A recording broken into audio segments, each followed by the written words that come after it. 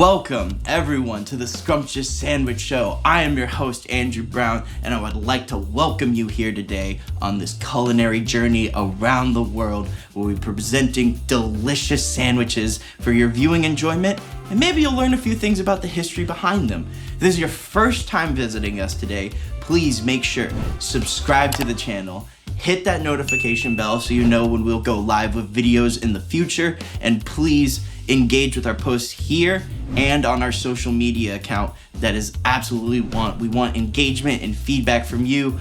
All that info is in the description below. Please, it means the world to me. Now, without further ado, I'm gonna be getting into what we're gonna make today, which is, I think, going to be a controversial one because it answers the question of whether or not a hot dog is a sandwich. And guess what? A hot dog is a sandwich. I'm saying it right here. But I'm gonna do kind of an upgraded version, two different ways actually, of a sausage and peppers Italian style. Ooh, this is gonna be a good one, so without further ado, let's get right into it, shall we? Okay, now, this amazing Italian-inspired dish that we're going to be creating today was another one that actually was started in the US by Italian immigrants living in Little Italy in Manhattan in the early 1900s. Now, where it came from, they celebrated the feast day of San Girano, which, if you know anything about Naples and that region of Italy, is very important because he's the patron saint of Naples. And every September, they celebrate his feast day. So they wanted to carry on this tradition in the US, but they couldn't quite get all of the ingredients that they normally would be able to get in Italy. So like many other immigrants, they took their own culinary traditions and used what they had to make a new thing, which at the time, hot dogs were already a very popular dish. It's about as American as you can get, to be completely honest. A tube full of random meat. Anyway, they decided to take it and make their own upgraded version using porks that are similar to what they had and Italian style seasonings, fennel, juniper, all types of good stuff to just give it a boost. And on that feast day in the early 1920s, the first Italian sausage was served. And from then on, it became a staple of Italian American cooking, and I couldn't be happier for it. Now today, I'm gonna be doing two takes on it. One that is vegan actually, and one that is a more traditional Italian American styled one. So let me grab those ingredients real quick and we'll get right into cooking this. All right, now here are all of the ingredients I'm gonna be using today to make this sausage and peppers. And I've got it two different ways that we're gonna do it. So one, our good friends at Pasture to Plate, we already have a great working relationship with, have provided us with some awesome juniper sausages that are just gonna be so delightful. If you haven't already heard of them, they're great sustainable meats. They've got a butcher store on Commercial Drive. They are all farm raised. It's all that good stuff that you really want to have out of your meats. And you can order them online and get them shipped anywhere in British Columbia. We'll put the information down below in the description. pasturetoplate.ca though is where you can go to find that. If you are a meat eater, it is still your responsibility to make sure you are getting sustainable, good quality meats, and nobody is better than Pasture to Plate for that. But I also completely respect that some people are vegetarian and vegan. So we got some other good new friends here. That's right, I am now a part of the partner program with the Very Good Butcher, and they have some excellent meat replacement products for any vegans that wanna, enjoy some of the same stuff that their other friends get to enjoy without having to worry about meat consumption or anything like that.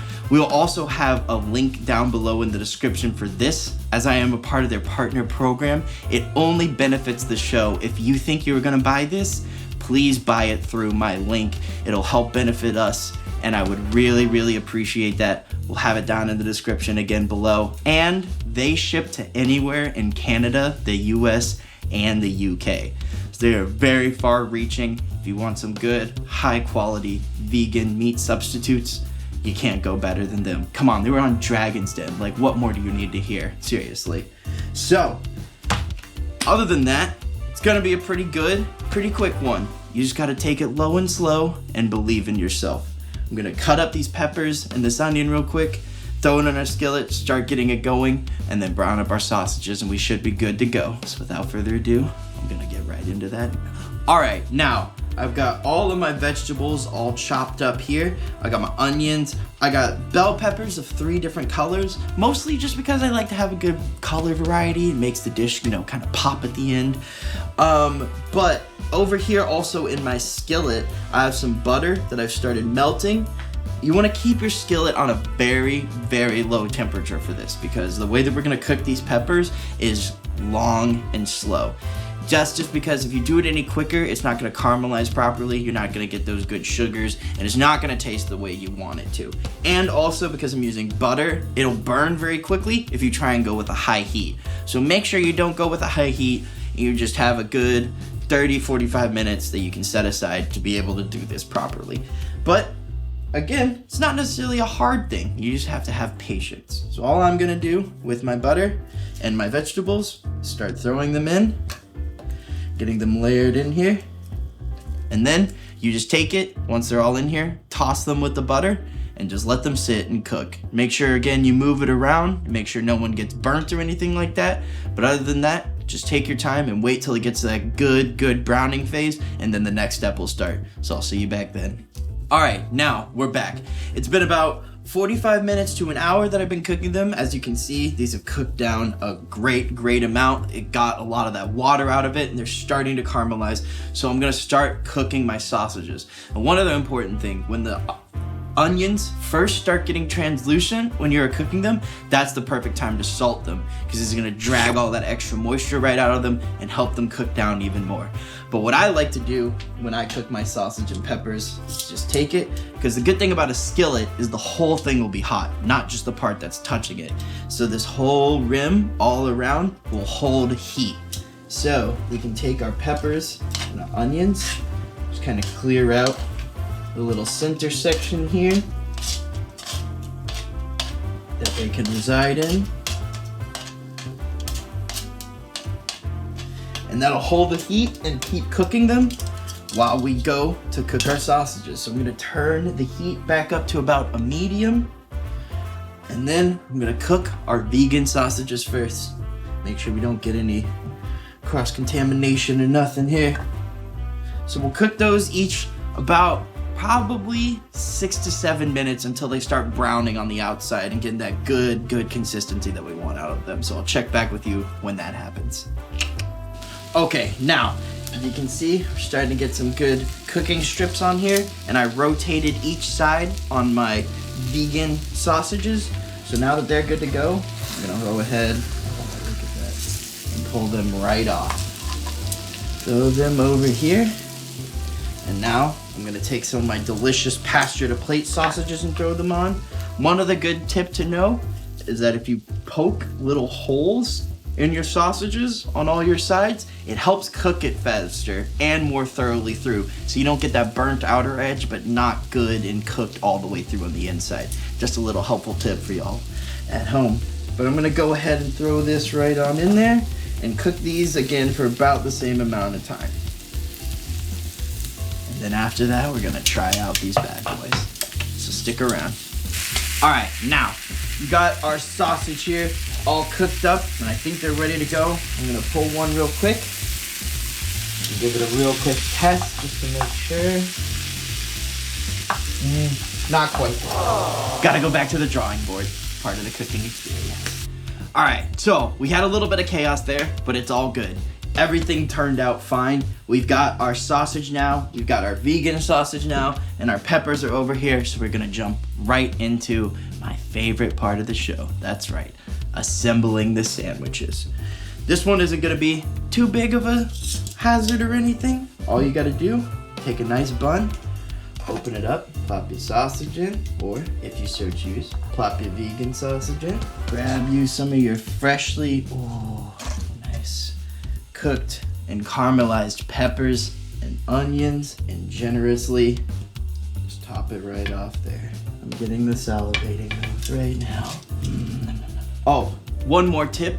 If you're doing this at home and you're cooking for someone who is vegetarian, do not cook your sausage with the peppers if you're gonna serve to them, especially if it's real sausage like I did. I am a bad chef, so that's not proper etiquette. But it should be, it still looks delicious, Okay, now I'm gonna get a great friend of the show and resident vegan and vegetarian to come on. Please welcome my good friend Ben. Yeah. All right, let's get right into trying these. We're gonna try at the same time. Grab your dog. Cheers. Cheers.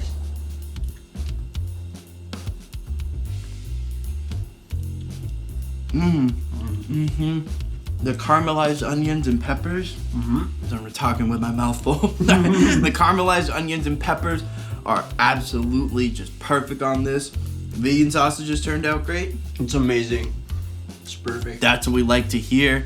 And with that, we're going to wrap up another episode of the Scrumptious Sandwich Show. I want to thank our sponsors again, The Very Good Butcher, Pasture to Plate. We've got your information down below. Please go check out their sites. And don't forget, subscribe to the channel. Hit that like button.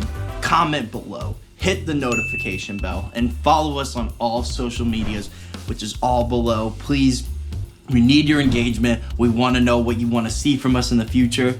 But until next time, stay scrumptious, y'all. Did that.